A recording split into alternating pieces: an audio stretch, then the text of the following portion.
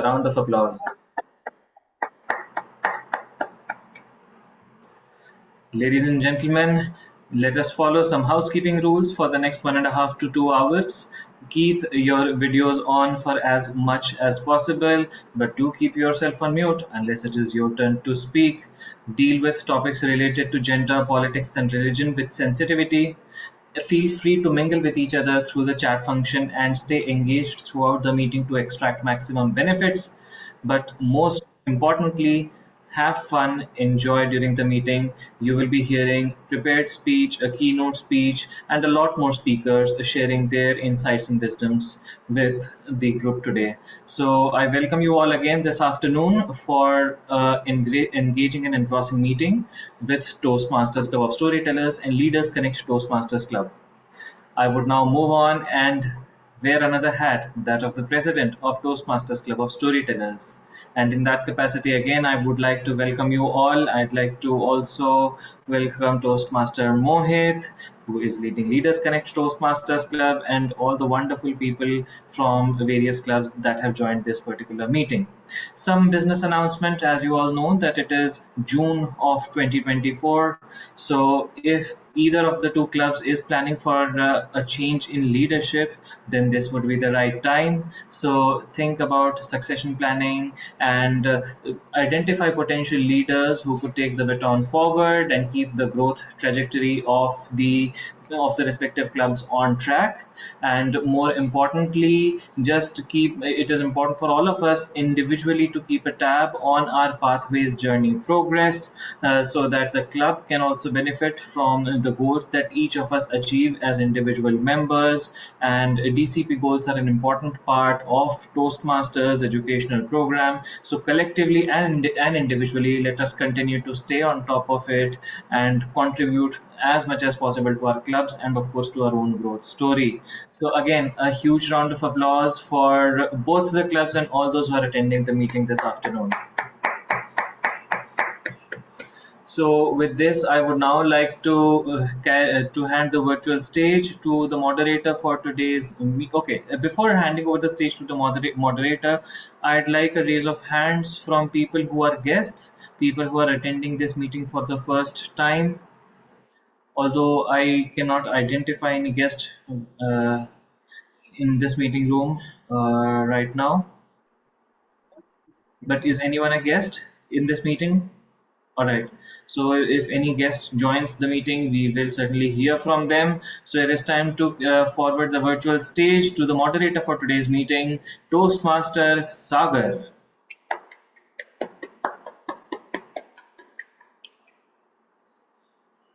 Hi everyone, good afternoon. Thank you, President, fellow Toastmasters and guests. Thank you for that wonderful introduction. It is my honor to serve you as a moderator today, and it will be my duty to facilitate the flow of the meeting and ensure that each segment is conducted in timely and orderly manner. So I'll begin by introducing our speakers, and after the speeches have concluded, I'll ask for the timer's report and request that ballots to be passed to the vote counter. And following this, I'll introduce to the general evaluator who will lead the evaluation portion of our meeting. And next, I'll ask the R counter for the report, followed by the grammarian's report. And finally, I'll call on the vote counter to introduce the results of the ballots. So that's all about the role of a moderator. And let's have another fantastic meeting today.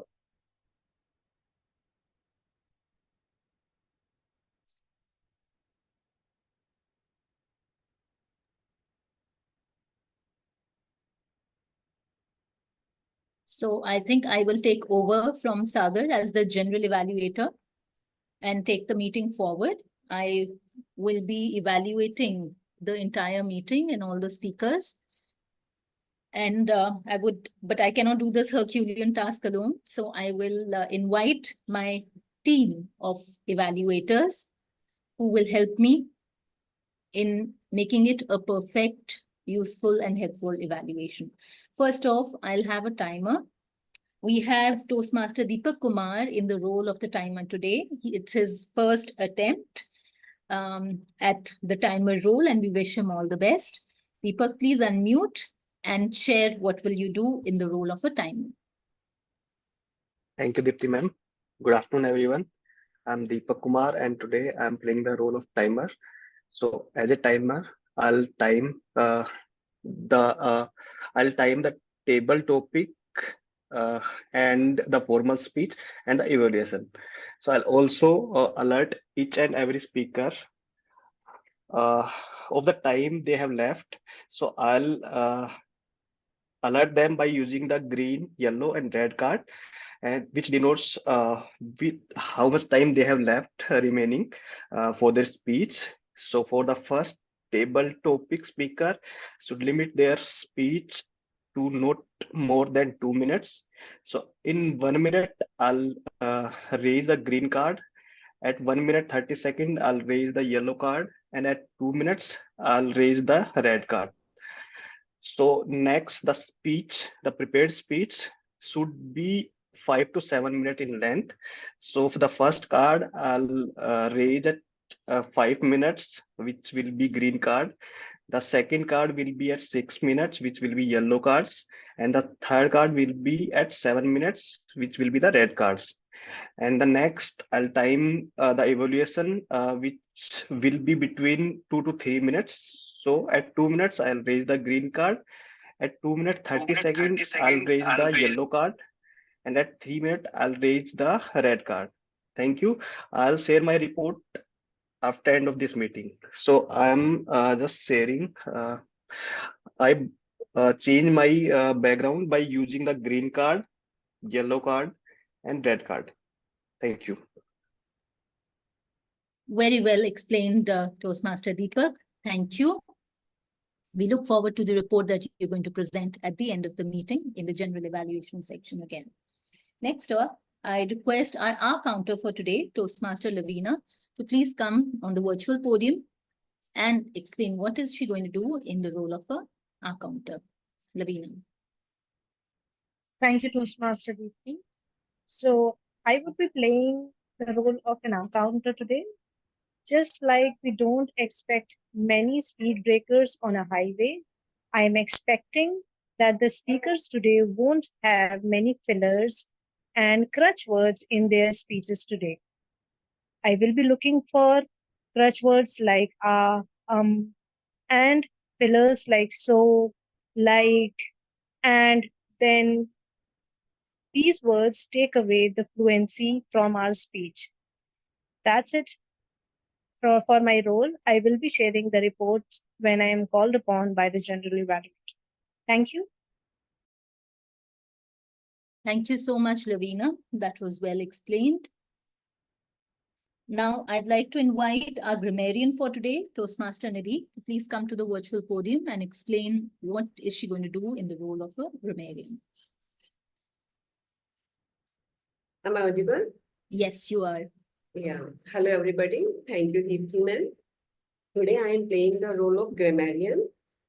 Being a grammarian, I will keep a check on wrong usage of grammar, words, and right usage of and good usage of words. Apart from this, I will share word of the day and phrase of the day. So, word of the day is daunted. Daunted means fearful. In the initial days of Toastmaster, while delivering speech, I would feel daunted. But later to that, I got pro at it because I kept attending meeting and I kept delivering speeches. So here is the meaning of daunted, fearful. And the phrase of the day is nip it in the bud. Nip it in the bud means stop something before it blooms further. Bad habits, I would say. Let's take example of our counter role. In our counter, we keep track of filler words. So the moment you start delivering speech at Toastmaster, we keep a check on these words. And we encourage people not to use these words because they disturb the flow of speech. So we try to nip it in the bud. I will post these words, this word and phrase in the chat box. I would request you all, please try to use word of the day, daunted, and phrase of the day, nip it in the bud. And whenever somebody is going to use word of the day and phrase of the day, we are going to show thumbs up like this. Thank you so much, ma'am. Thank you. Back to Thank you you. so Yeah. much, Nidhi. Yeah, thank you. And Deepti is good enough. We don't need ma'ams and sirs. We are all Toastmasters here. And yes, an excellent selection of the word of the day and phrase of the day. Let's try and use them in every speaking opportunity that we get today. And let's not be daunted by the use of the word and the phrase, which is nip it in the bud today.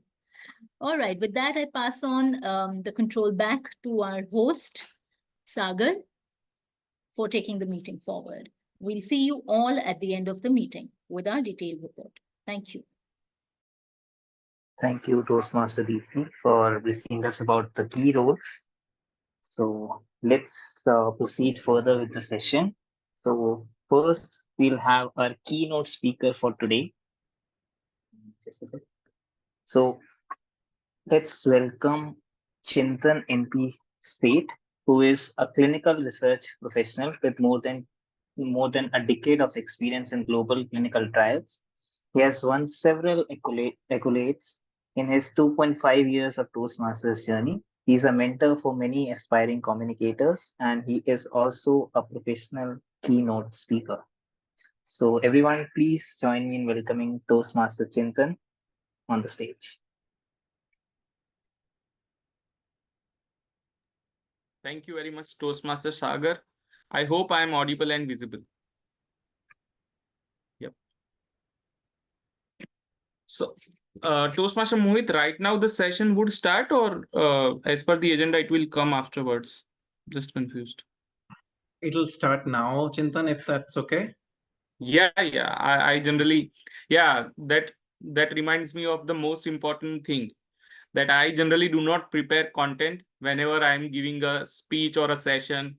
It's always a dialogue based on the energy which you will give, based on the inputs you will give. The content will be articulated. So I request everyone to please turn on their videos, please. Thank you, Viana. Thank you, Manoj, Deepak, Saurabh, Swati, Amit. Thank you. Thank you so much. Now let's directly jump to the speech craft. The first question we need to answer is, what is a speech? I saw the session by Toastmaster Rahul. He asked the same question. What is a story? Now, can anyone tell me what is a speech and how is it different from a story?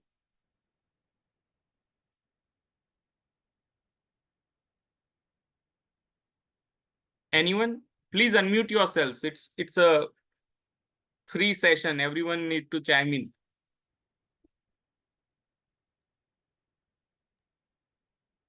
A A story need to have a protagonist. Story need to have a protagonist. The speaker becomes the protagonist most often. Yeah, most of the time. Very true. Very true. Any other perspective?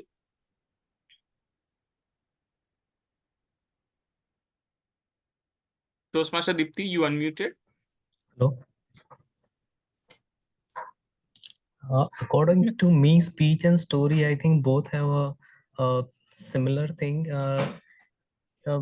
We should deliver us, the meaningful message, whether you are going to deliver speech or story. True. True. So what I understood from my experience is, the story might not have a structure. It can go anywhere. But a speech should have a structure. That's a defined way, a proven formula, that at least that skeleton should be followed. In between how we are filling the meat, it's up to us based on our personal experience. But it at least should have the basic elements. A story may start from once upon a time. It may go from past to present to future and again roll back to the past. It's a circular thing. But a speech, it's somewhat more straightened approach of a story, right? A story directly begins from once upon a time or directly from the incident, whereas a speech has a bit of glimpse. Whenever you listen to a speech, initially the speaker gives a trailer, a teaser that what's coming in the speech. A story might not have that. A story which will start from childhood might end up a person becoming an IAS officer. But whenever you see this one in a speech, the person will start giving an highlight of what's coming. Maybe a hint that you are going to listen of a journey of persistence, a journey of overcoming the obstacles. That is the setting up or making a hook for the speech, right? So can anyone tell me what are the basic elements of a speech structure? What every speech should have, ideally?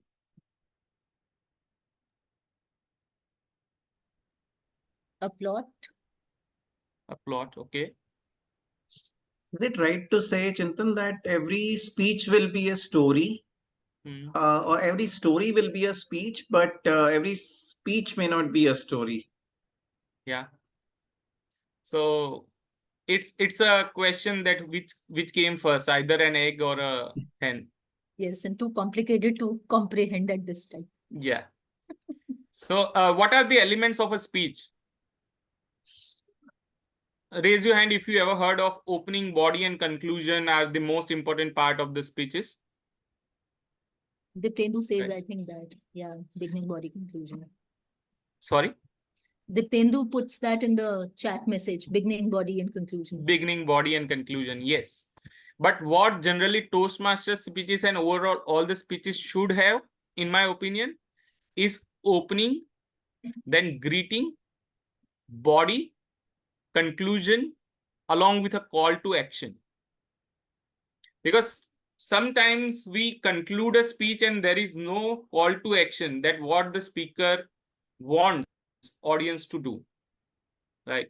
And sometimes we miss to say greetings also. I have seen speakers opening with good morning, fellow Toastmasters and dear guests. And personally, I don't like that approach, because first 8 to 10 seconds are the most important seconds when all eyes are on you. And if you start with the greetings, it dilutes the impact of a speech. So the opening should be a hook. Now, hook can be of various things. For an example, asking a you-focused question.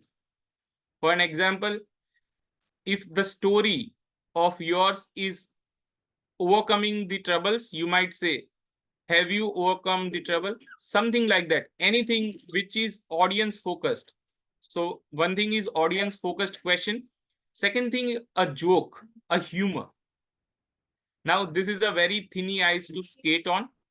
If you are having a joke, at least even if it brings a smile, it's fine.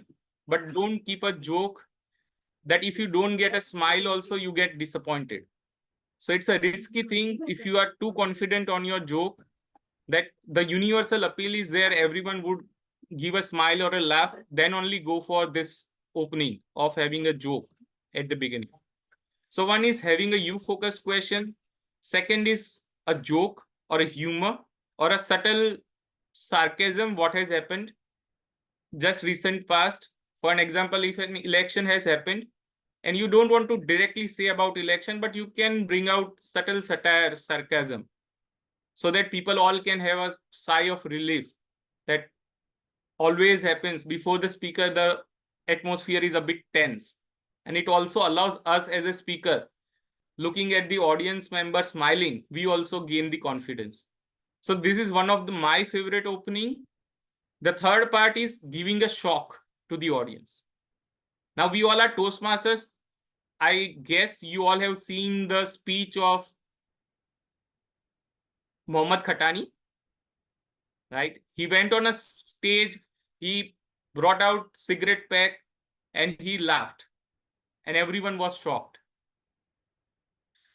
All of you must have remembered Dhananjay Hetriyachi. He went on a stage with a rose and his appearance was so different that everyone was looking at him. There are speakers who give statistics, the numbers which give us so much shock. In Khatani's speech also there were numbers. He had given an example how global warming is affecting, and then he moved into a storytelling approach. So a statistics is also great. You might say that all of us sitting here, out of this, one of us is having a probability of having diabetes. Now this is a great opening. If you tell that in the entire world this percentage have diabetes, it's not going to be impactful. It has to be you focused. So either have statistics, have you focused question, have a joke, or shock the audience with the prop or whichever line you are going to speak. But the intention of an opening is to bring the entire attention of audience to our speech, to us. Okay. Second thing, as I said, I mention it because sometimes we miss it. It's greetings. It's very basic. I think on the world champion speeches, it has been cliche that whoever comes on the speech, they say, if the speech is about difficulty, then they say, good morning, Toastmasters, guests, and everyone who has faced difficulties in the life. Now, this has become so cliche. You don't need to extend so much. There are 10 seconds wasted. You can easily say, good morning, friends. Right? So this having a right greeting is also impactful. You do not unnecessarily lengthen your speech by a few seconds of giving unnecessary greetings, because these are empty words which are not going to have any impact. Earlier people used to do because it was a trend, but now we all have internet and we all have seen this is a formula which is working. So judges also know that. So greetings, a short, sweeter one. Then comes body. Now in body, it is up to the speaker. Earlier, it used to be a trend to have 3 stories in a speech. You take out any older Toastmasters speeches, winning speeches, they used to have three stories. 3 is a magical number. But then the trend changed. People started having a single story approach. Verity Price, single story. Aaron Beverly, single story. And this single story or many stories should be personal anecdotes. Day before yesterday in my club, a speaker delivered a speech where I was an evaluator.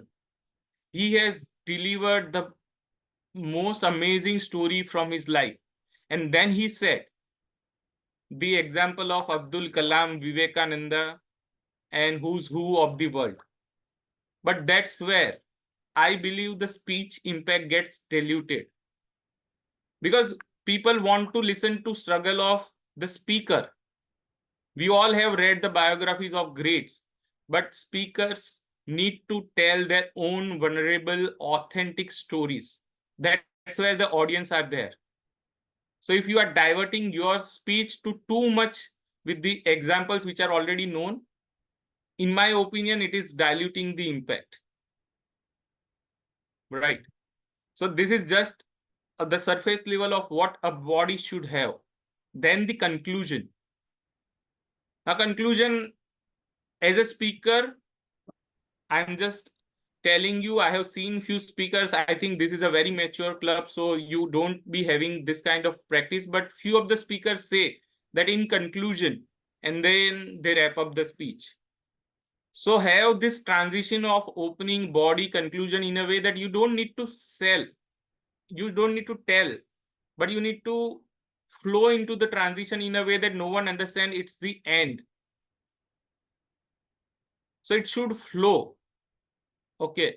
So the conclusion should be entire speech in 2, 4, 5 sentences. And remember, your conclusion is the most powerful thing. Can anyone tell me why conclusion is important? I would say it is more important than the opening. Because that's what we remember the most. It comes at the last. Yeah. So, yeah. So I that's the think it can principle of be recency. What we hear the last will be registered in our mind the most. Okay. So conclusion is the most important thing. and the call to action. Okay.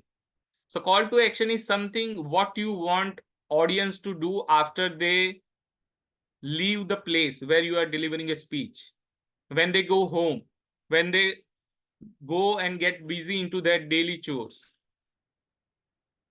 Okay. So these are the elements that we have discussed, that opening, greeting, body, conclusion, and call to action. In my opinion, if these all are ticked, then this is a template of a great Toastmaster speech. And always remember, the body should have your personal anecdote. There are speakers who might come on the stage and say the cooked up stories, but rather than that, when a person shares the authentic, vulnerable story, those are the most standout stories, because audience can feel whether the person is authentic or not. The emotional truth of the story should remain the true. For an example, if you want to tell that you met with an accident while going on the road and you were admitted in a hospital, you might exaggerate a little bit, but you cannot fabricate a story entirely different, because it will be seen when you speak, it will be heard, it will be felt. Okay, good till now. Now let's move on to how to craft a story. We have gone through the structure, that what should be there, what are the nuts and bolts of the speeches, but how on the paper we should draft. Okay, so generally how you write your speeches, may I know, Toastmaster Mohit, what is the first thing you do, then what you do, what is your process? My process isn't very well defined, but what I typically do is I try to understand the why or the purpose of delivering the speech. I try to note down who the audience is, and then I try to do a mind map of the topics that I would like to cover, uh, given that kind of audience and given that purpose. That gives me an idea of what all I would like to include in the speech. That's how I start. Great. Anyone else, their process of how they make their speeches? Toastmaster Deeptendu, you have a speech today. Yeah. So my process is just start writing with whatever is the first thought that comes into the head. Keep changing, keep pivoting until I start getting really excited by what I'm writing. So if I can't contain my excitement myself about what I'm writing, then I'll just stick with that thought and try to develop it into something. Okay. So Toastmaster Mohit is telling that he picks up the message and then builds a story or a speech around that message. And you are telling is you put down the content and then distill and understand what is the message. Until and unless it excites you, you do not lock that speech, right? Yes. Anyone else is following a different method than these two? So yeah, these two are the most used methods, and these are the only methods which a speaker can have. What I generally do is what Toastmaster Mohit has said. I always pick up a message. I come to the message. This is what I want. And then I write whatever comes to my mind. And then I cut down in a way that it leads to that message. Because this is important. It is being said that write like a drunkard and then edit like a butcher. Okay. We need to let our imaginations flow when you are writing the first draft. You do not need to worry whether you are going into which direction. The second draft, the third draft, the fourth draft, and then you will see what are the parts which are leading to that message. And it becomes very important because when we are sharing the personal stories, we tend to have so many sentences. I had been into contests. I realized that this has to go into the speech, but the mentor says that no, it has to be removed. So it's very difficult. It's like picking which son or which daughter or which among our children is good and which is not good. So we need to let it go, which is not going completely in direction with the message, and we need to remove it like a butcher. Okay. What Deeptendu is saying is also great, that we need to write it and then see what message is emerging. But that's what is not serving me. So it's up to you. See, in speaking or in speech writing or storytelling, there is not a formula. There is not the formula. There is a formula which each speaker has. There is no written rule that this is how this should be. Because if you have seen the world championship speeches, they have evolved and proven all things wrong. We say that the title should be small, short. We have seen Aaron Beverly going off with 56 words. So we have seen everything. People have used props, people have not used props, people have sung on the stage, they have danced on the stage, they have cried on the stage. So there is no the formula. There is a formula for a speaker that is suitable for the speaker. So you need to find that formula for yourself. And that will begin once you start writing your speech. Okay, either you write it on paper or on Google Doc or on Word. It's up to you. And recently, ChatGPT is amazing servant. Last time we discussed during this club meeting that I also had used ChatGPT for my speeches. You ask ChatGPT, give me a speech using this content, and it will give you a speech. You ask ChatGPT, become a world champion of public speaker and give me 5 to 7 minute speech for Toastmasters. It will give you a speech. I'm not telling you to pick up entirely what is there. As last time Hardik Lashkari told, that people who are using AI will replace us in jobs. The speakers who will use AI will replace us if we don't use ChatGPT. So these are the tools we should learn to use, because these are great tools. You can ask ChatGPT, this is the speech, what prop will be useful or impactful for the speech, and it will give you the prop.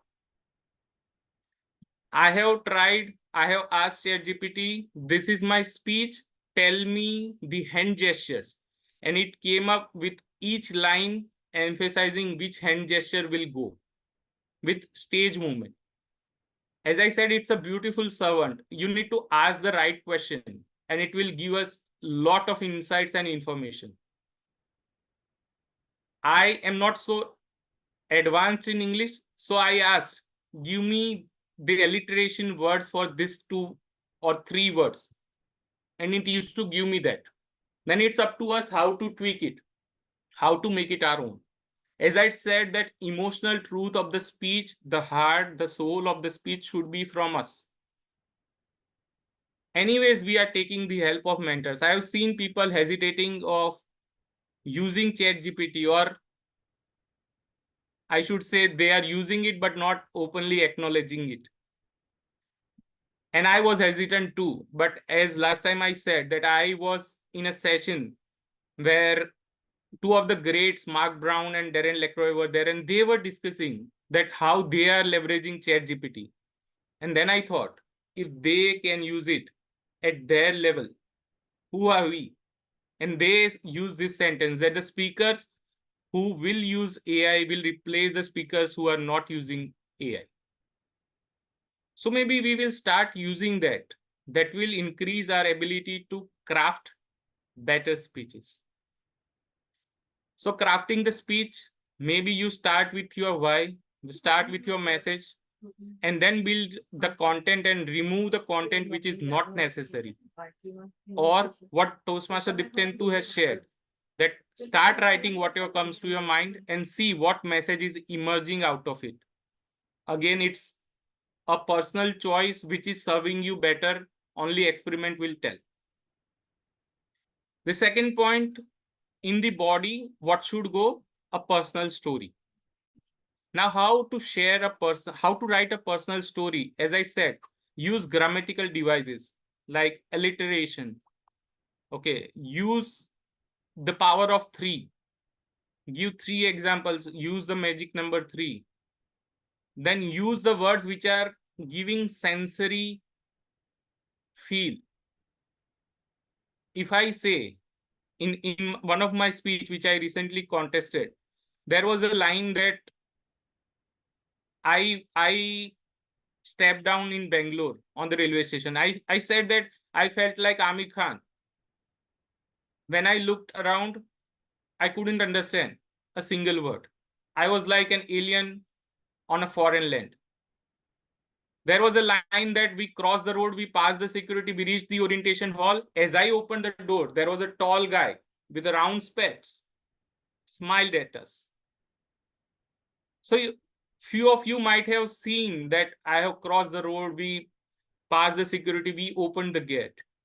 These all are visualizing words, which are sensory words. You might use some words which can trigger your taste buds also. For an example, you might say that as we were passing the roads on both sides, there were hotels. People were enjoying idli sambar. It was so great. It was hot that the steam we could see. And the smell of that sambar enticed us that we had to go there to the hotel. So these all are the words which either touch your feeling in terms of taste, in terms of touch, in terms of visualization. If you say that you were watching a TV, opposite to, I was lying down on my black leathered sofa and I was flipping through the channel. You might have got an answer, right? Verity Price has said that I was flipping through the remote and she had hand like this. So it was ice cream. She wanted to depict ice cream and popcorn. We all could see that she was watching Netflix. I think Toastmaster Rahul in his session said that he talked about balcony and Toastmaster Deeptendu or someone could see their own gallery. So use the words which are not absolute concrete, but which gives us audience to imagine and visualize and correlate to themselves. These are called sensory words. You can Google this also. You can Google sensory word for anger. It will give you the sensory words for anger, how you are going to write. I have one book which is a thesaurus for sensory words. There are emotions in that book which you can write in a way that people will visualize the words. So use these all devices which are available in English literature to make your story stand out. Because when a speaker tells your story, the audience should be in their story. I remember a speech recently I had given that I was in a trance, and that's why I keep on going to the stage. That when I delivered the story, I didn't understand where I was. I lost the track of time. I was living that story. An audience also enjoyed it. And I went to my mentor and said the same thing. You just scratched the surface. Because you were in the trance. We want audience in trance. They should be reliving the story which you were in. So use the descriptive, vivid, imaginary language which puts the picture in the audience minds, and that will help to bring audience in your speech. So that's the body part of it. Conclusion, it's very straightforward. Whatever you have said should be condensed in a sentence or a two.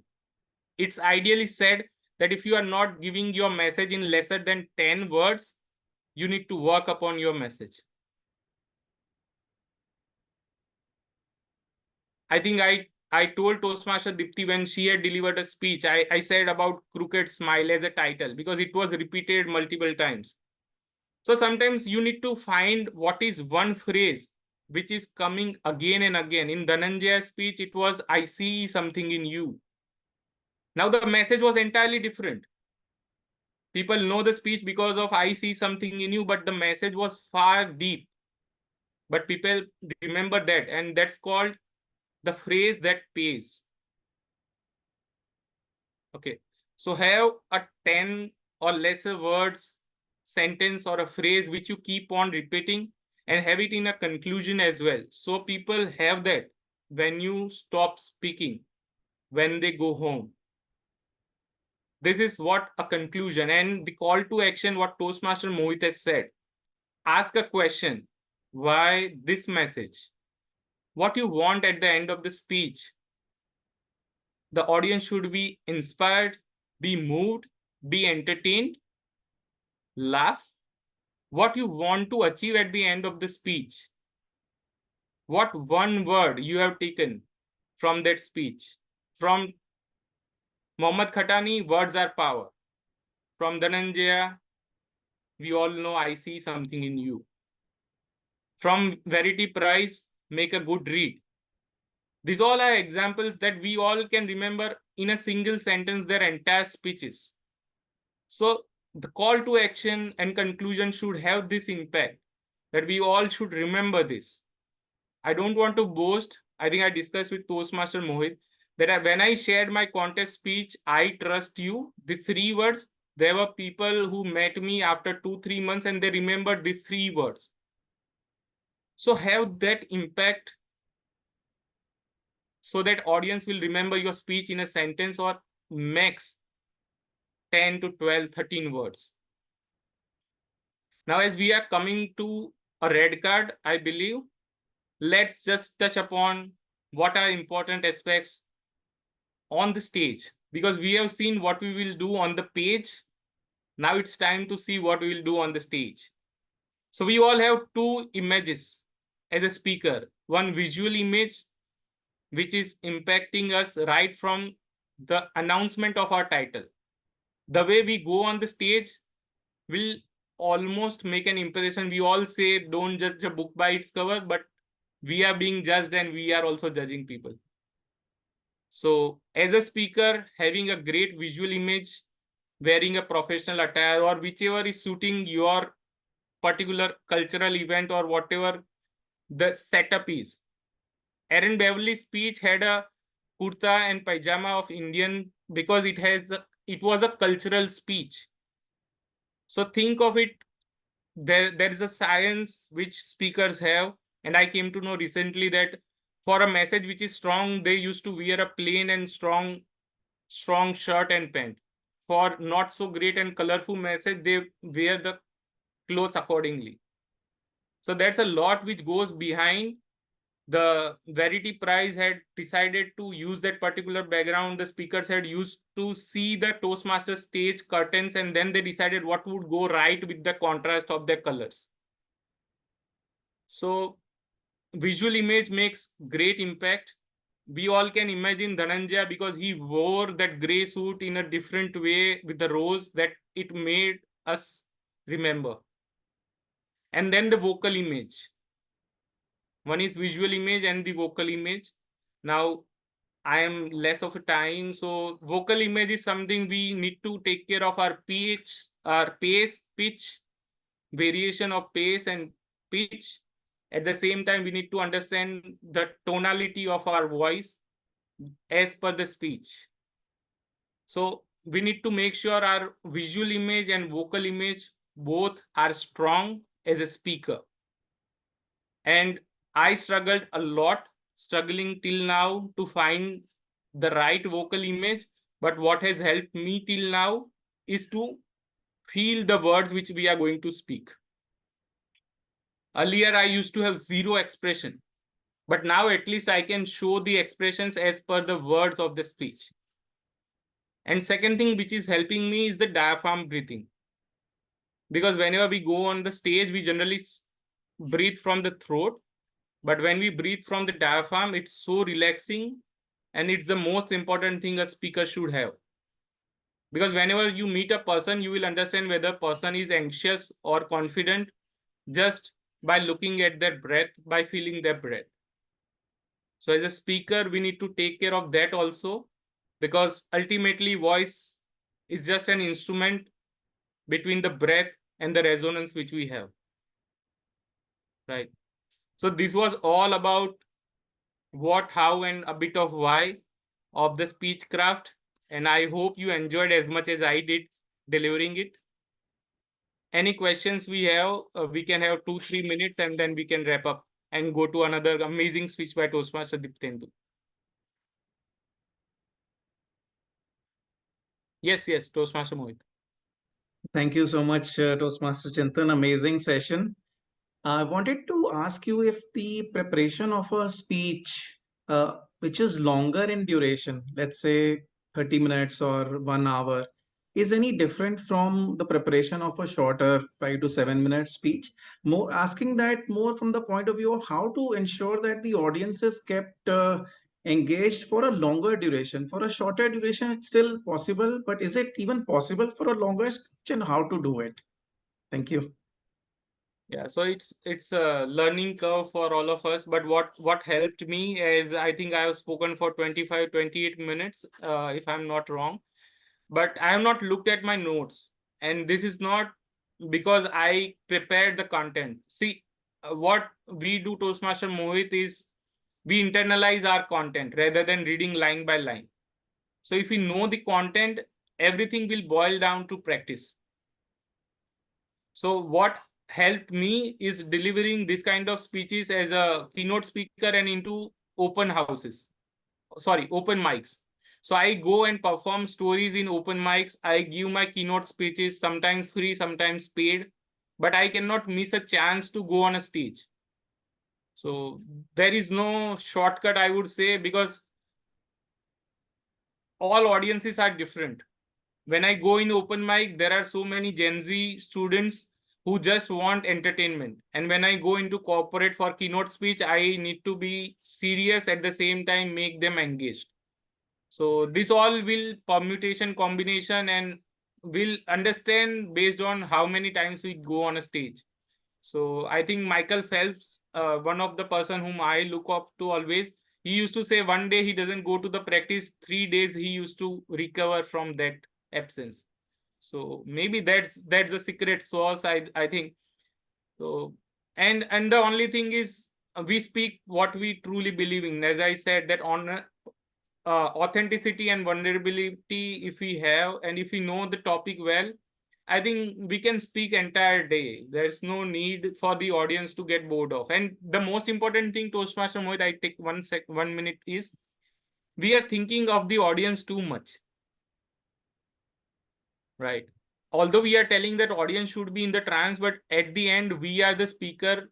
We need to be happy with our talk.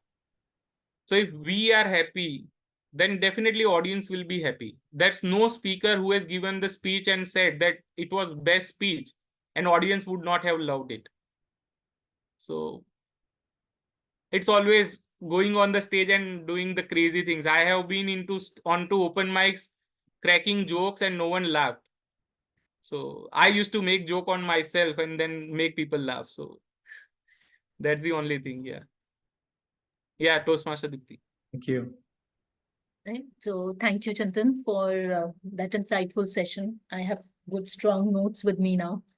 My question is that when I first wrote my speeches, every time I've written a story in the speech, audience has always wanted to know what was the twist in the story. So how do I bring that twist in, or is it necessary or not necessary, or how do I decide that? Yeah.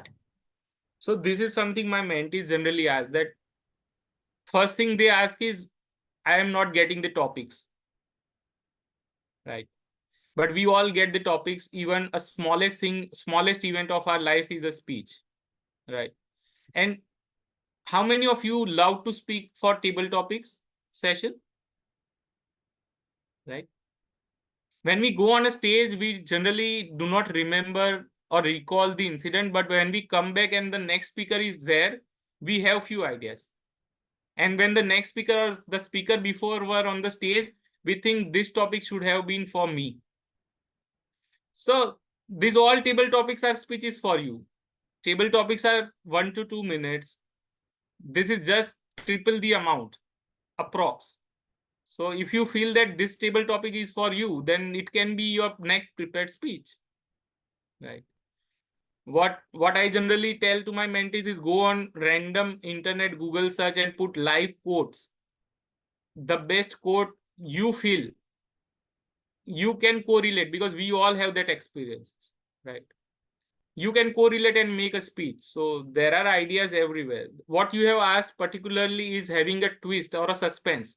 Yes, to an extent, it is important that the audience should be hooked to understand what's coming next. But as I said, that if your story is such that it is having the climax very early in 1 or 2 minutes, that's always an option to go for three story structure, right? As I said, there are speakers, Dhananjay Hatriyachi, I keep on telling because I always love to listen to him. He had 3 stories. He did not have a single story. Okay. But Verity Price, on the other hand, had a single story.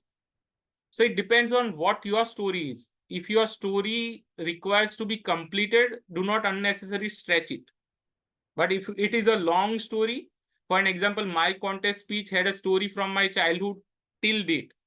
So I could not have 3 stories because it will not be a justice to my story.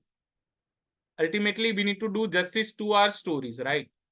So again, the answer is what is your story and what is suiting to your story.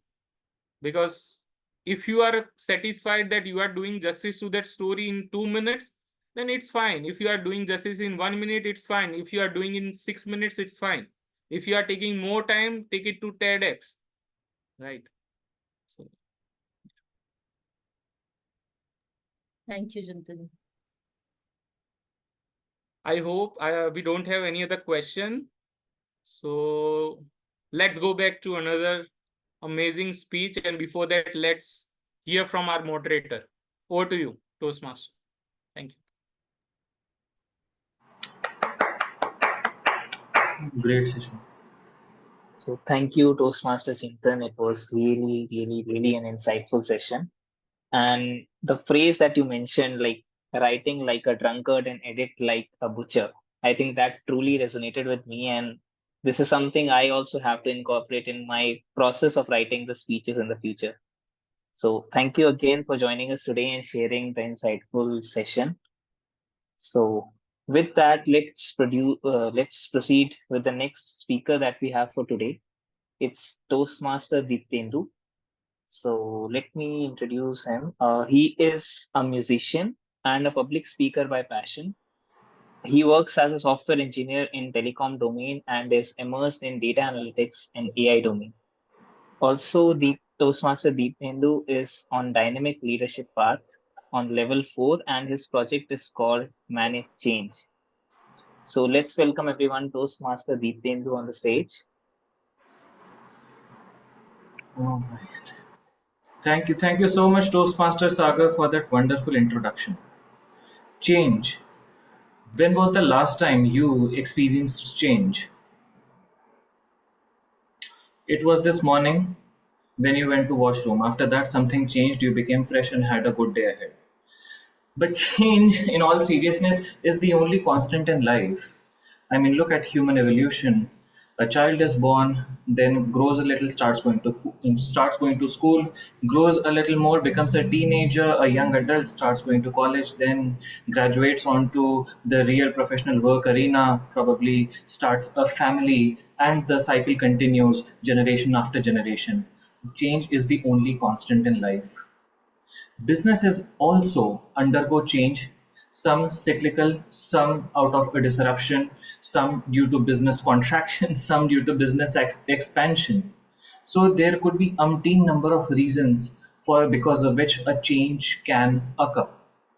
And change, the sooner we accept it, the better prepared we would be in order to manage it, in order to handle it. So tell me, can I have anyone from the audience? Can you just tell me one instance, one pinpointed instance where you underwent a change, say in personal or professional arena? Can I request Toastmaster Mohit a very pinpointed situation, not even a description, where you underwent a change? So I've been living in my house where I was born. So approximately 45 years of living in the same house. And last year we changed to a new place. Wonderful. That's such a wonderful example. It is, in fact, this change affects every aspect of life, because home is where we have settled our day-to-day activities. And when one actually changes a home where one has been living for what, 4 decades, it's indeed a huge change. Now, from what I can gather from Mohit's statement, this was a change this was a change as a result of some disruption. He probably wouldn't have wanted to, but he still had to do it due to some extenuating circumstances. So there can be many different reasons why an organization, why a human being is forced to change. So there could be 4 reasons in my book. One, expansion. Second, contraction. Third would be disruption. And fourth, of course, would be reorganization or repositioning of a business. All right. Now, when we think about the objectives of an organization, we will be talking more in terms of how an organization or a business undergoes change. The only objective that an organization can have are two.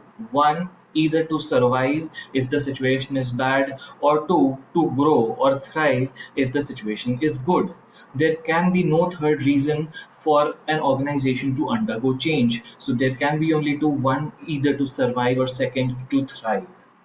And at this point in time, there are many options through which one can manage change or actually start thinking about how to implement the change. See, there are startups in India. India has been undergoing a boom in terms of startups in the last 10 to 14 years. And many a times, startups are culprit of burning through cash. That means putting in too much money to grow the business. Now, this model is not obviously sustainable and is fraught with risks. Another method that we actually are hearing about a lot of these days is cost cutting, that is pulling out cash or pulling out money. That is another way through which businesses try to adapt to change. And the third one, which probably many of us who work in corporate arena have seen, is redistribution of money. That you actually set out your priorities and then distribute money or allocate money to a growth area while pulling out a little bit of money from an area which is relatively stable. So when we have to list down options about how to manage change, we have got 3 options. One, we could actually throw in money. The second option, of course, is to pull out money, and the third would be to redistribute money. Bear in mind that change, again, while talking in terms of business, is also applicable to our own individual lives. Many families or individuals have got a mindset of investing their money so that their money grows at an exponential rate. But many traditional middle class families who are risk averse think about saving money for a rainy day. But many smarter investors or individuals think about how they can balance their money between risk averse and risk taking avenues so that they can have a balanced growth in life. So, whatever holds true for a business also holds true for individuals and families. Moving on, whenever we have to change, unless we have got a baseline against which we can assess our plans, it would be virtually impossible to take the next step. That is where data comes into picture and historical facts and figures come into picture. So the change can be catastrophic, it could be huge. But for sure, every organization does go through many small changes in a financial year. And analyzing all those small changes give us a trend and us an insight into how can the change be implemented. So that is why historical learning is extremely important when we are dealing with sweeping paradigm shifting catastrophic changes. We have to look at the past and see how we had dealt with change in the past. For example, say a high ranking executive from an organization suddenly decides to move on. And then there is a huge void at the top of the organization. How does the organization manage that change? Well, the organization could look at when a low ranking executive, say a manager, left the organization. How was that void filled? And that gives us an insight onto how can we scale the same problem solving method when the high ranking executive leaves. Therefore, historical learning from one's own experience and from borrowed experience helps a lot when we have to solve any problem, including change management. Moving on, it is important to have a defined criteria for success. okay, you have decided on a plan on how you will be addressing the change, and you have implemented some steps for it. But then it is so important to have metrics against which you can assess the success or failure of your change management plan. For example, at Toastmasters, there is a change in club every 6 months. Assess the success or failure of change management plans, say by the number of new members added in a particular vis-a-vis the previous. All in all, when we look at change, there are various ways to plan for change and implement them. We first of all have to analyze the circumstances. It could be a positive or expansion circumstance. It could be it could be a contraction or a business contraction scenario. It could be technology disruption or a reorganization. But we have to know whether we are fighting for survival or are we going for growth. And we have to consider our options. Do we add more resources, reduce the number of resources, or just do we redistribute resources, say money? Fine. And then we have to learn from our previous experiences so that we know how can the same problem solving techniques be applied when faced with a huge change in the offering. And finally, define the criteria for success while implementing a change management plan. And I hope these steps help us manage our business and our families better and manage change more efficiently. Thank you. Thank you so much, Toastmaster Deeptendu, for another amazing speech.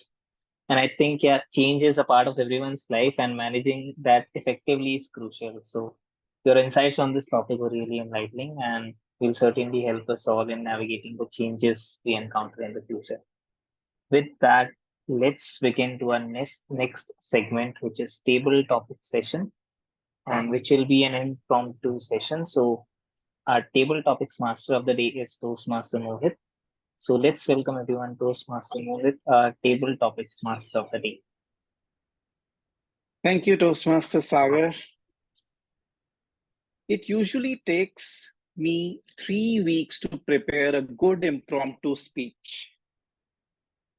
Some of you look confused. That's not what I am saying. That's what Mark Twain said. So if it takes Mark Twain 3 weeks to prepare an impromptu speech, then we also need to do something to prepare ourselves for giving a good impromptu speech. Ladies and gentlemen, I am your table topics master of the day. I will be giving you some topics, and the idea of table topics is to develop skills of impromptu speaking. Table topics helps train members to quickly organize and express their thoughts. You can think of a table topic speech as a mini speech with an opening, a body, and a conclusion. So this will give everybody an opportunity, a member, a guest, everyone who's present in the meeting today to come forward and express themselves after I give a topic to them. Are you all ready? Before I start, let me also remind you to use the word of the day, which is daunted, and also the phrase of the day, which is nip it in the bud. Daunted means something which bothers you, something which frightens you. And the phrase of the day, nip it in the bud, means to stop something from becoming a bigger problem. So when you come out and give your table topic speech, try to include these within that. So let's start. I have a list of all the people who are present in the meeting today, and I'm going to do a spin of the wheel. I have just done that. And the first person to be the speaker of the day is Amit. Amit, would you like to come forward, please? Hi, Mohit. Great. So, Amit, your topic for today is your worst or best travel experience. Your best or worst travel experience. Amit, your worst or best travel experience. Okay. So this is the first session I'm attending. So can I get a few minutes to get some memories? You can have a few seconds. Yes, you can have a few seconds. You'll have 15 to 20 seconds. So give it your thought, not a problem.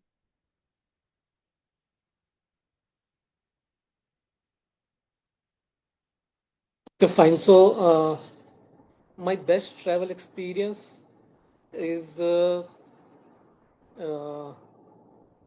when I qualified my CA. I went with my colleagues uh, to Uttarakhand and I believe Jim Corbett. And there we went to see some tigers. Everyone told us that you would get a chance to see tiger, but we could only see their footprints.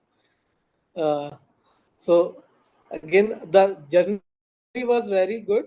The experience was very good, but the worst part of it, we didn't get the chance to see the tiger for which we planned to travel there. So in a single journey, that I can mention, the best part was like enjoying with my friends, colleagues. But worst part was that I could not see the thing for which we went there. So that's a little about that. Huge round of applause for Amit. Fantastic, Amit. You have shared with us not just your worst, but also the best travel experience, which also happens to be the same travel experience. So, what Amit used here is what we can call as a pros and cons technique, which means that you have a point of view. In Amit's case, it was about having a travel experience with his friends. There were pros and there were cons. So next time when anybody in the group is wanting to give a table topic speech, you can use this approach, which is pros and cons. So Amit, without knowing this, you have used this technique, and I wanted to share this with everybody else in the group.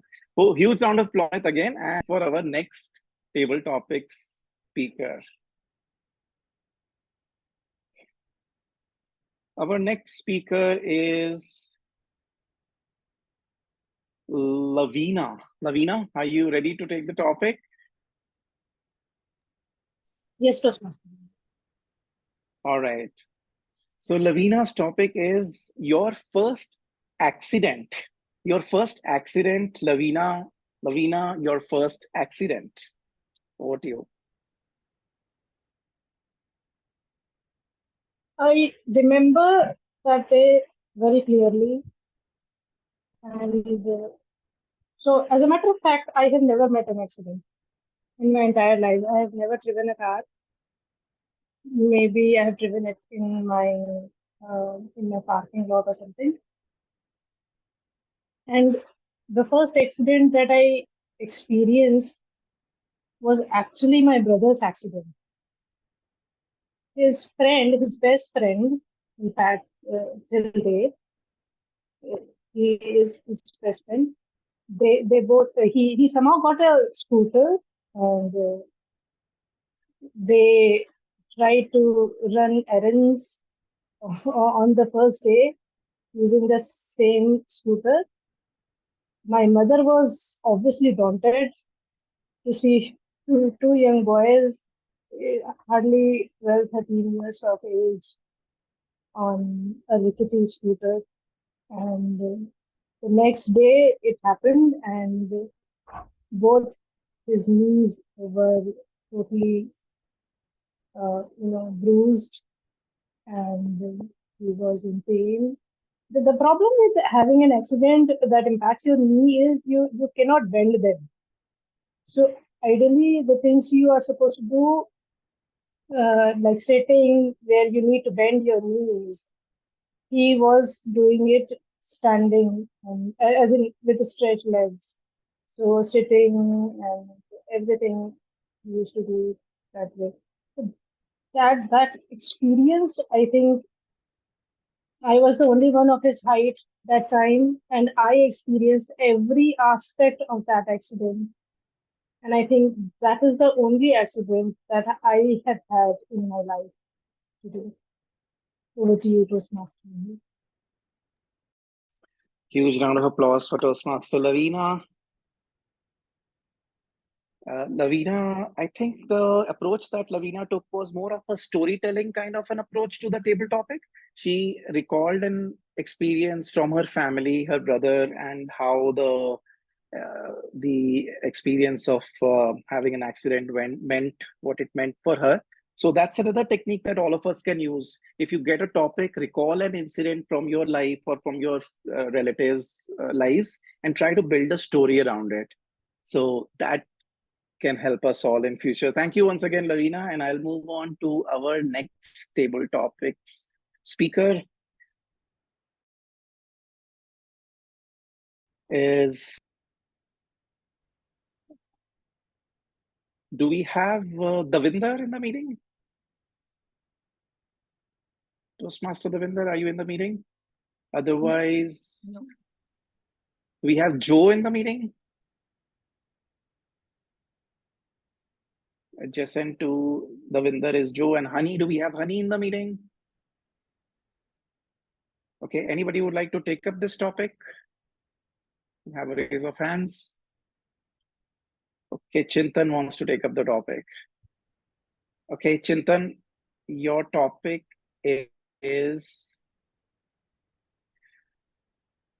my best friend's wedding. Toastmaster Chintan, my best friend's wedding.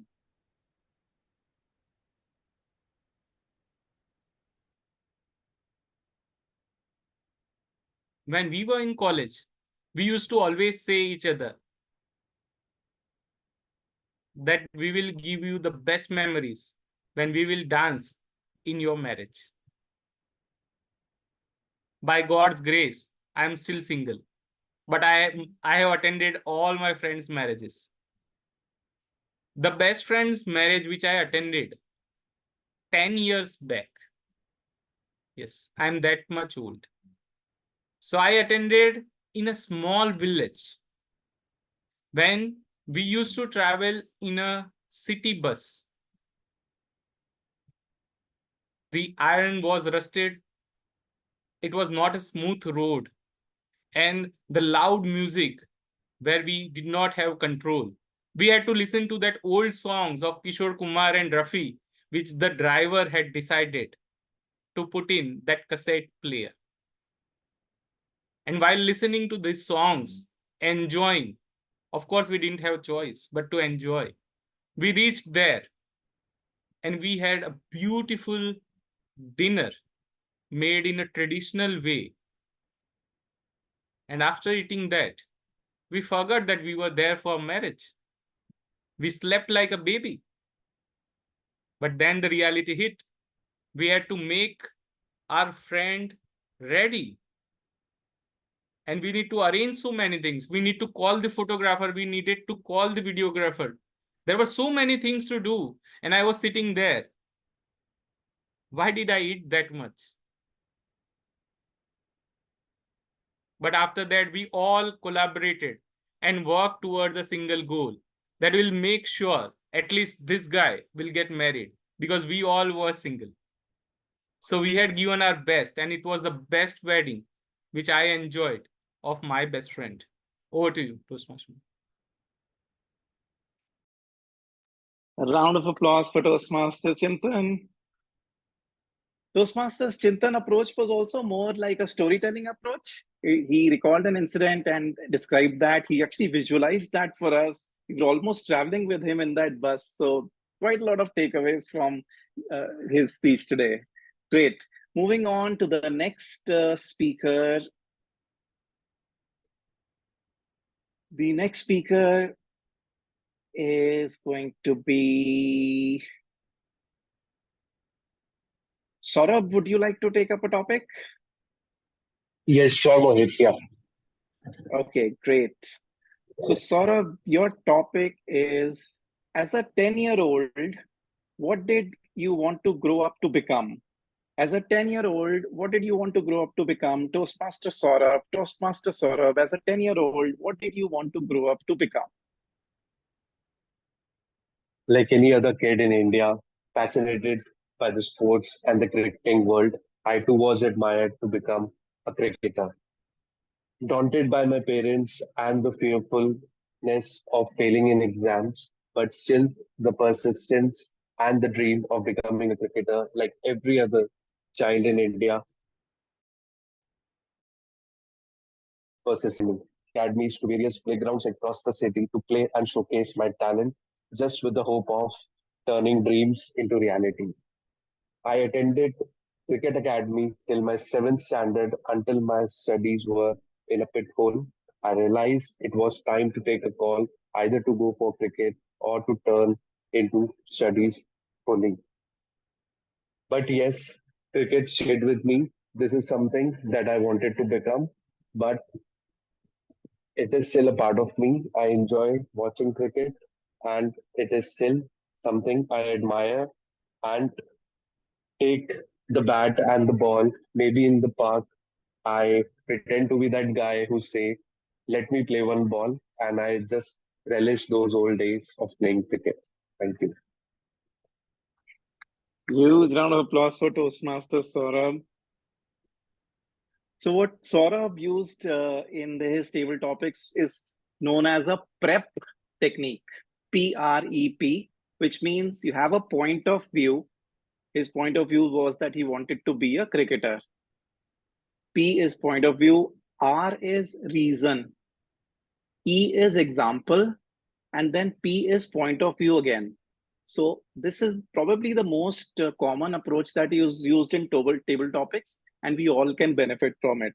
Fantastic speech, Toastmaster Saurabh. And I think we have time for one more speaker. The timer, could you please confirm? Is it okay to take up one more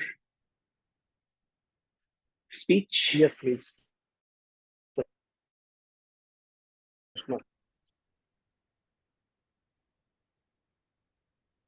Swati, do we have Swati in the meeting? Yes, I'm here. Okay, Swati, are you ready to take up the next topic? Okay, your topic is, are you working, Swati? She's Okay. on mute. I'm a student. Okay, fine. So, Toastmaster Swati, your topic is, what wakes you up in the morning? Toastmaster Swati, what wakes you up in the morning? So what wakes me up in the morning? So I am a night owl. I sleep very late at night. It's around 2. So I prefer sleeping till 9, 10 or whatever the time is. But currently my parents are out of town. So I'm living all alone. So it's my domestic help which wakes me up in the morning. So when she rings the bell, that's when I wake up, and I have to get up even when I don't want to. But in general, because I'm a student, I have to study a lot, and not just my degree, but other things also which I'm preparing for. So study is mostly my timetable. So yeah, these are the couple of things that I think I've taken a very literal meaning of it, but yeah, that's what it is. You can speak a little more, Swati, you have some time. You can think of the not so literal meaning also and talk about it a bit. If I have to go a little away from the literal meaning, I would say because I'm a student, I don't have a job. I don't have a career established as yet. So the anxiety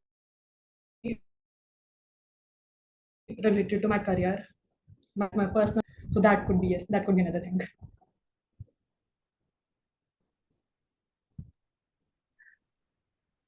Great. Thank you. Round of applause for Toastmaster Swati. So, Swati, the kind of approach that Swati took was also something like a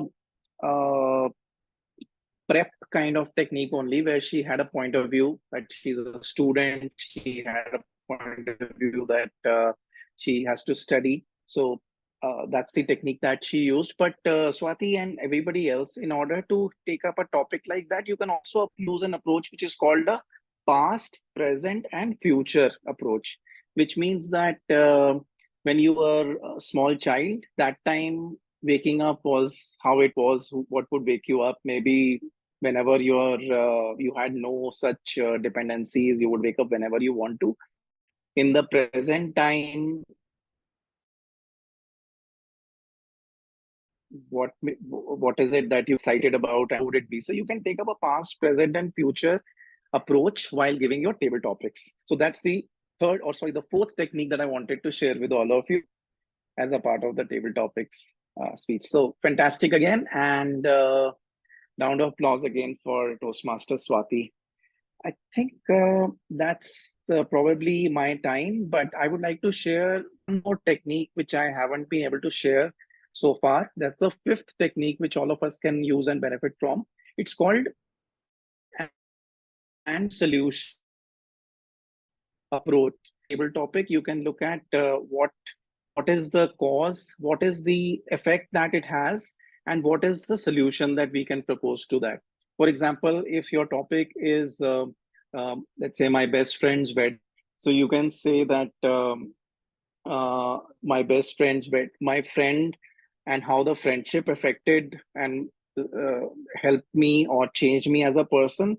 And then as a solution, or even though it was difficult for me to attend the wedding, I went through took a long leave, took family along, and I still managed to make it a part to attend his wedding. So cause, effect, and solution is another approach that all of us can use whenever we are given a table topics. Overall, these techniques help us when we are given a topic to speak upon impromptu. It is not easy. Like Mark Twain said, we need to practice, we need to work on it, and we will eventually get better and better at table topic speaking. I hope you enjoyed this session. And with that, I would like to hand over the stage back to the moderator of the day, Toastmaster Sagar. Thank you so much, Toastmaster Mohit. The topics you've chosen were really good and excellent. And I'm sure it takes a lot of effort to come up with such thought-provoking and engaging topics. So thank you so much for that. So before moving to the evaluation section, we'd like to hear about your feedback on today's session and understand how the session was and any improvements that we can make to make the session more engaging and better. So anyone who can give us a genuine feedback?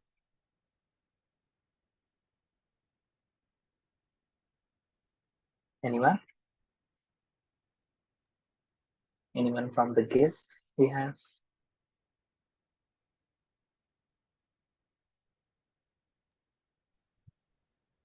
Can we request Toastmaster Anjana? Okay, thank you, Toastmaster Mohit. Though it was my first time to attend this meeting because of my busy schedule on Saturday and Sunday. And just now I thought that I saw that, okay, I am a little free. I thought, okay, why not join this meeting?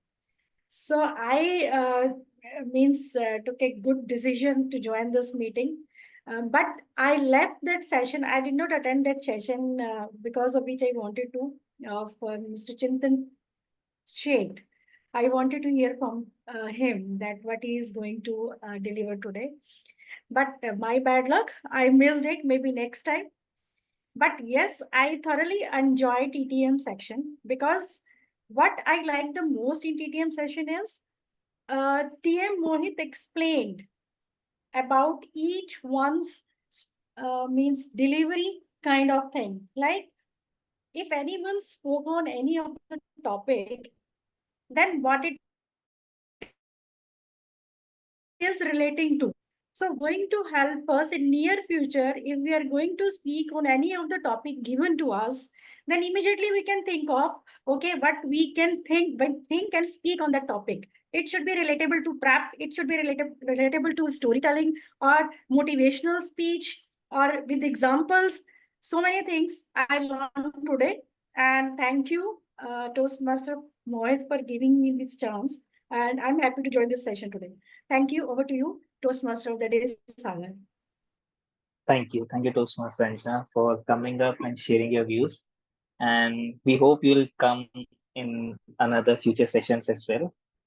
So thank you so much. All right, so let's move on to the next section, which is general evaluation. And I'd like to welcome our general evaluator of the day. Sagar, 1 second. Just a feedback. Can we have some more times in the table topics? Because I know for me, this is clear for me to tell and focus on the topic. So I want to gain that confidence. So it's request if we have some more times, like not in 1 or 2 minutes, or a chance to come on the virtual stage.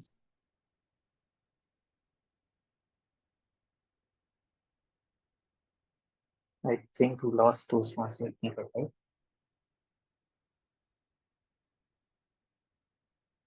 Yeah.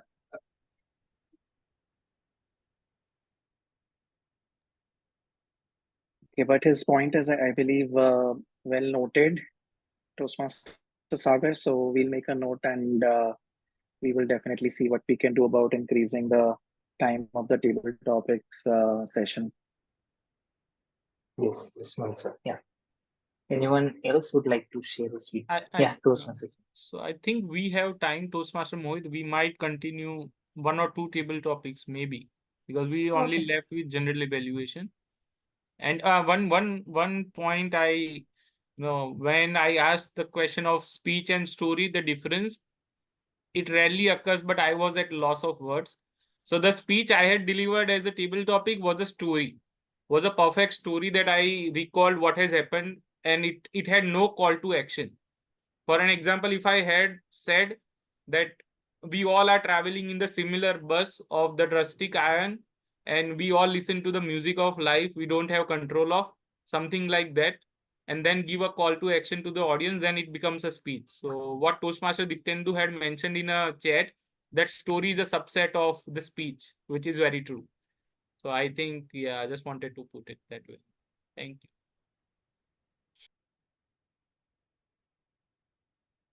Thank you, Toastmaster Chintan. All right. So, anyone else who wanted to share any feedbacks? All right. So let's move on to the next section, which is general evaluation. And I'd like to call our general evaluator of the day, Toastmaster Deepti. Please welcome Toastmaster Deepti. Thank you so much, Sagar. We'll start the general evaluation section. And first off, I'd like to invite our speech evaluator, which is myself. So I'm going to evaluate our solo speech, which is Toastmaster Deeptendu's speech level 4.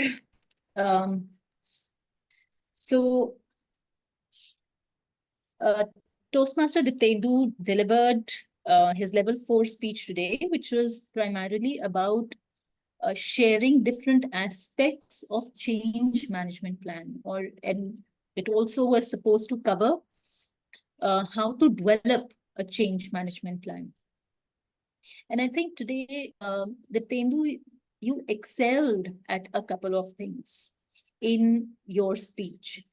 When we talk about developing or sharing an aspect of a change management plan, first and foremost, we need to understand, right, at the grassroots level, what a change is and how do you manage a change. So you beautifully walked us through the different reasons for a change happening. You started by defining the change. You engaged the audience when you called on Toastmaster Mohit and asked for a change. That just helps us connect with the change that we would have experienced. To this understanding of change was clear. The reasons for change were called out beautifully. They were clear. And then you went on, walked us through the different aspects, which were steps 1, 2, and 3. You first plan, you identify whether it is for survival or growth, and then you implement. Next, you moved on to sharing the importance of historical data, sharing previous experiences, and inculcate them in your change management plan. And finally, defining the criteria for success. So very well laid out structure. What would have made it better for me as an audience would be, it was called out in the beginning. So I was able to understand the structure only towards the end. towards the conclusion, when you actually called out things, that is when I could draw a visual imagery of the whole speech. Okay, if this imagery is brought right at the top, okay, and then you get into the different aspects, I think that would help me remain focused on the content. Okay, so it's also called progressive. Okay, you give the bulleted points at the beginning and then you progress and disclose every section. So that is how the audience flows with you. Okay, so that is one area. What I loved is the other thing that I loved and you excelled at is at the starting hook. So when you asked a you-focused question and you ended up with a satire or a joke, I think sometimes jokes hit harder, okay, when they're shared, okay, or rather I'll put it in another way. Satires or truth hits harder when it's shared as a joke. And when something hits hard, you tend to be more accepting in what is going to come. So I loved the way you start more than the fact that it was a question or a joke. What I loved is how you started it. You hit us hard with the truth that, yes, believe it or not, change is the only constant in life, right? And when it hit me, that is when I opened my mind. Okay, yes, that's correct. What is it that I will need to do to manage that constancy? So very well started. I loved, and this also helped me remain engaged initially mentally. And when you asked Mohit a question, I felt a vocal engagement because I just thought maybe he's going to ask another person. So that was very well done. You had a lot of presence in mind also. A presence of mind when you linked the disruption case with Mohit's story.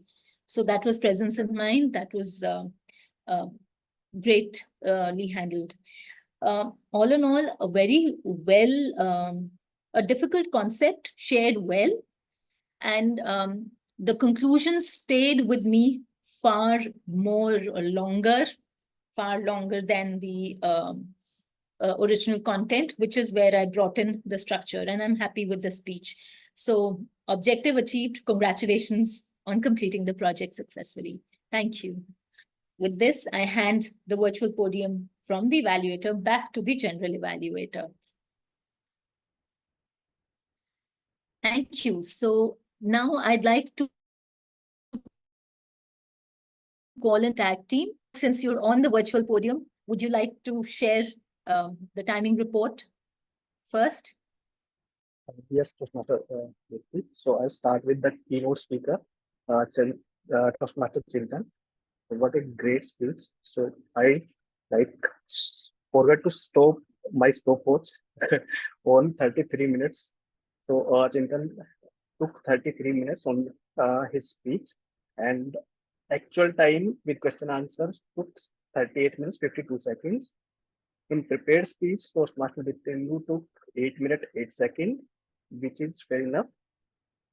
Table topic, Toastmaster Amit took 1 minute 30 seconds.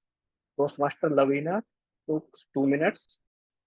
Toastmaster Chintan took 2 minutes 4 seconds. Toastmaster Saurav took 1 minute 16 seconds. And Toastmaster Swati took 1 minute 10 seconds.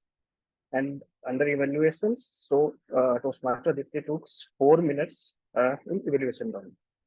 Thank you, Toastmaster Dipti. Over to you.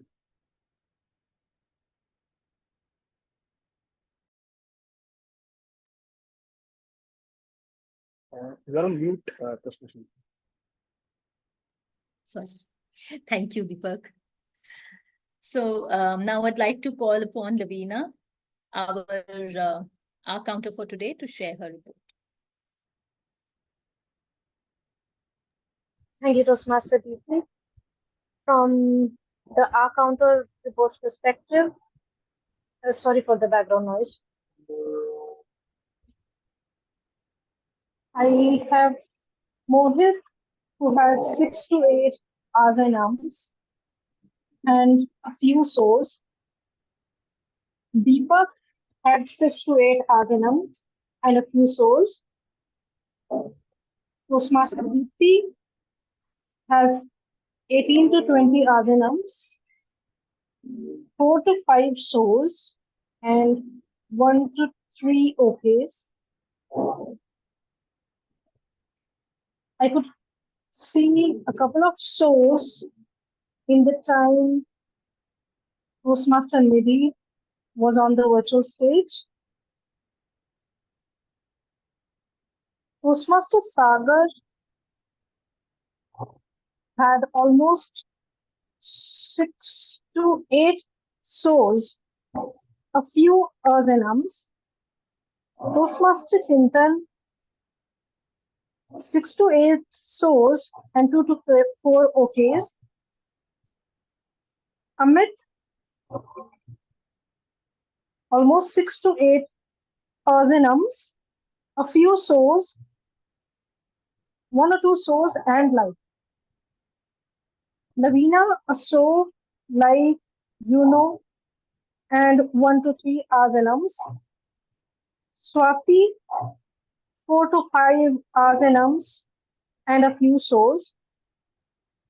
Toastmaster Anjana, a couple of words like ers and ums almost 2 to 4. That's about my. Thank you so much, Lavina. I'd like to now call Nidhi for sharing the grammarian report.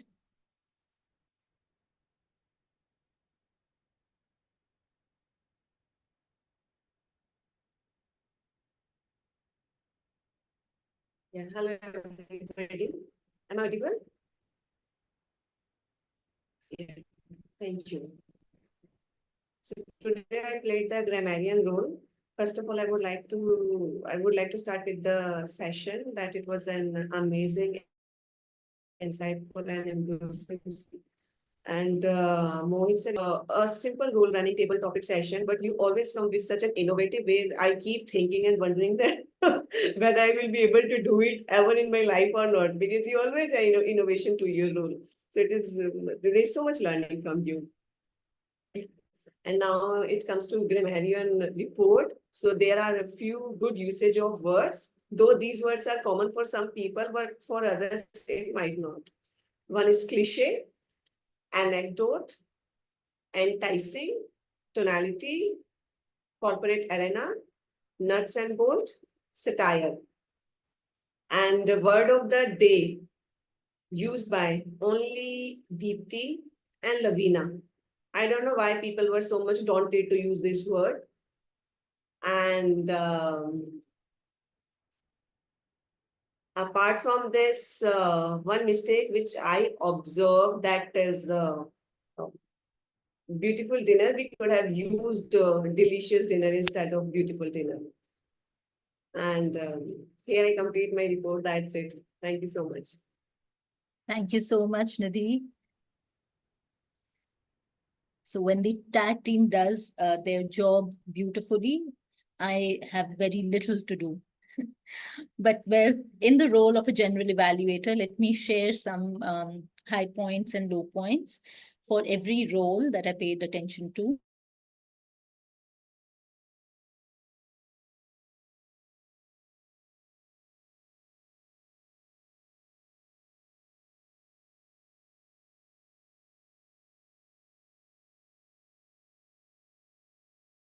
Some guests, which is a very great idea. And I appreciate the way it was conducted. Moving on to our host of the meeting, our host or moderator for today was Toastmaster Saurabh. Saurabh was very encouraging in using words to invite the role players on the virtual podium. And the transition from one role to the next role was done seamlessly, Sagar. So I applaud you for the role, for the way you conducted the role today. The low light, or what I challenge you to do in your role the next time you pick it up, is that try and invite the evaluator of the speaker, prepared speaker before, so that they can share the objectives. What also happens is when you invite the evaluator, they read out the objectives of the speaker's speech, which brings everybody's focus and attention, and it sets their mind for what are they about to receive. So for example, today Deeptendu was speaking about change management. We are all used to hearing speeches as stories and emotional connects. So this kind of a speech was a little different, and it took us some time to align ourselves to what should be expected from the content.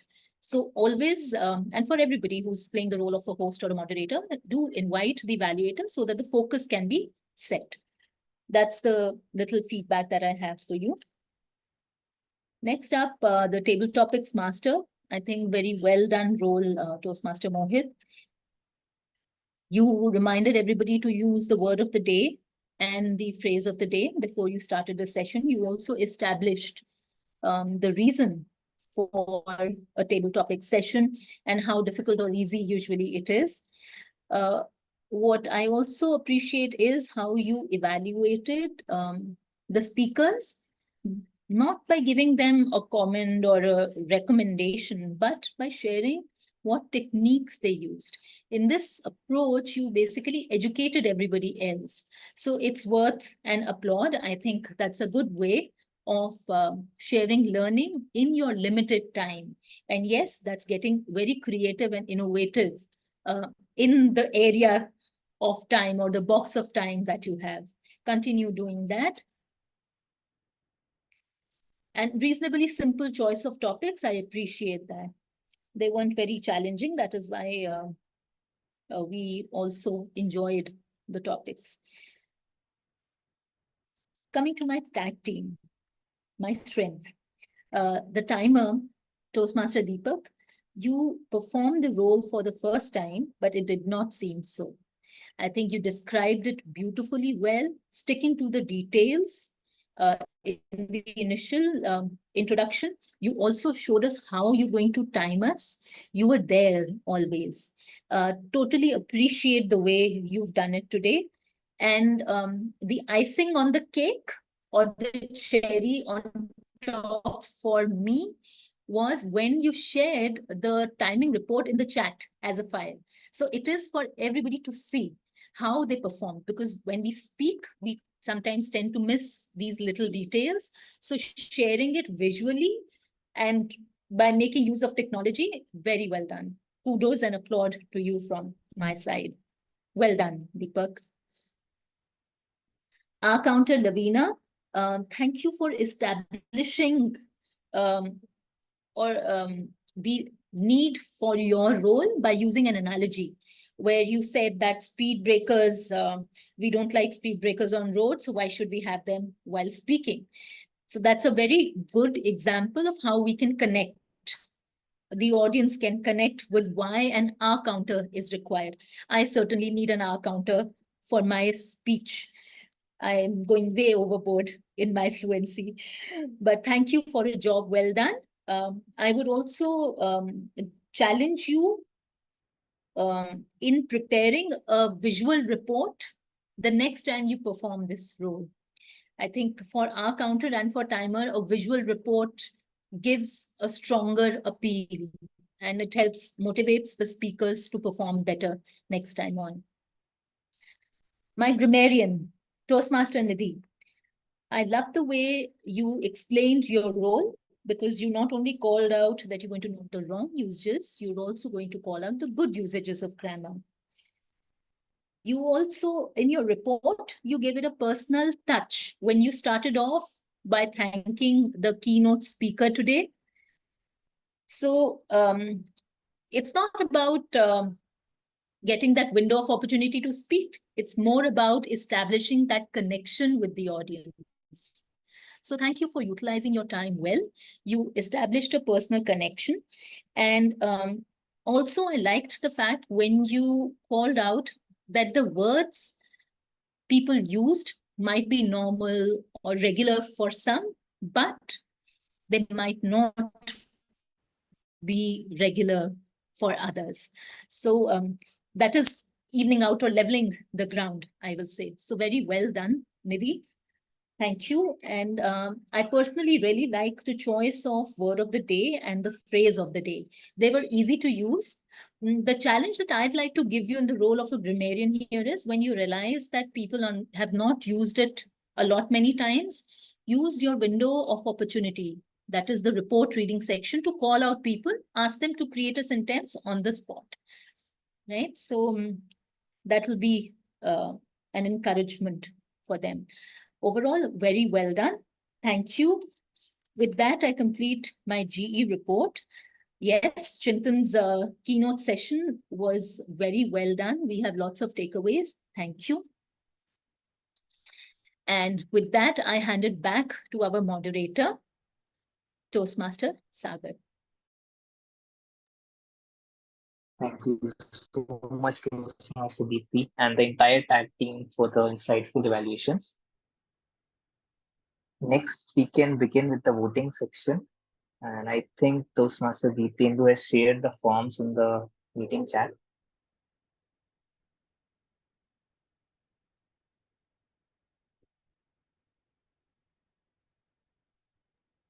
Are these three different forms?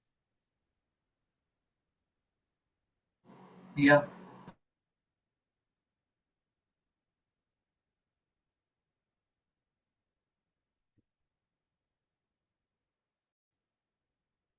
Let's spend another 1 minute on this voting and then we can close off the forms.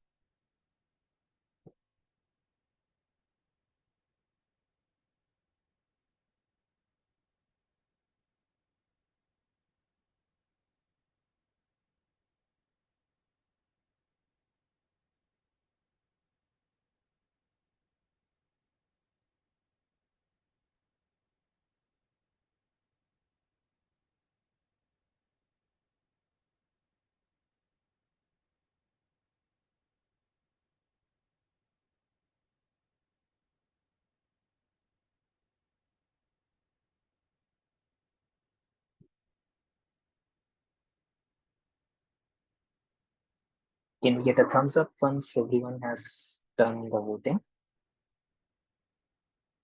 Right.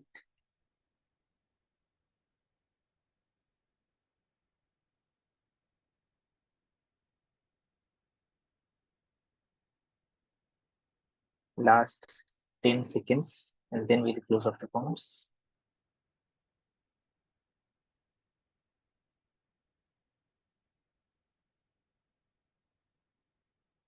All right, thank you everyone for the voting.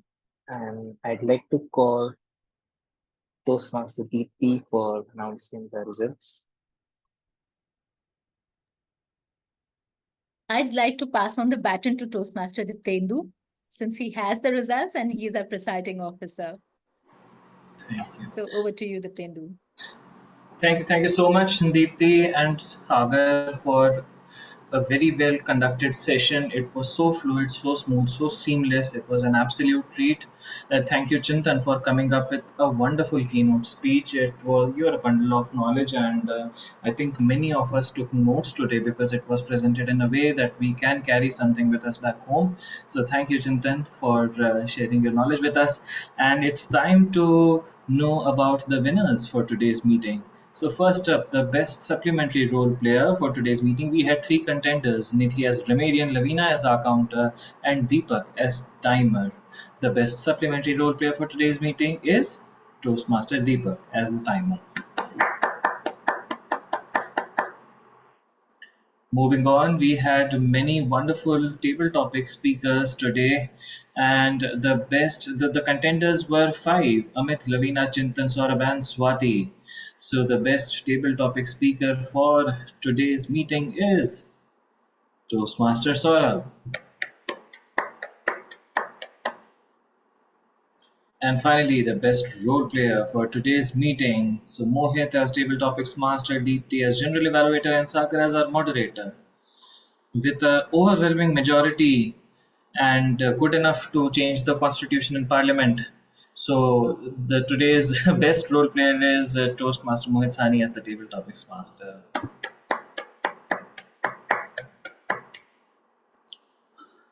Wonderful. I would like to thank all the meeting attendees once more for attending the meeting, for being patient, for engaging throughout, for staying engaged throughout the meeting. I hope all of you are going to take something back home, some nuggets of wisdom, some tangible learning that you can implement in your personal and professional life. And though Sagar has taken one round of feedback from the guests, but if anyone who is especially a guest is attending meeting for the first time, you can share their feedback, take a few seconds, share your opinion about the meeting. Swati would like to hear from you. What's your feedback for today's meeting? I think it was great. Both the speeches by Chintan sir and the other by you, they were great. And table topic master, as he has also received the maximum number of votes, well deserved. So I think it was a really good experience. I've learned a lot. Thank you so much, Swati. And yeah, that's about it. So let us have a group picture. I would request everyone to open up their cameras so that we can take a group picture. Saurabh, Amit, Nidhi. Okay, Nidhi is there, I know. Lavina, Joe. Lavina and Joe. All right, the snapshot has been taken. And with this, I would now like to close the meeting officially. Thank you again so very much and have a great weekend ahead.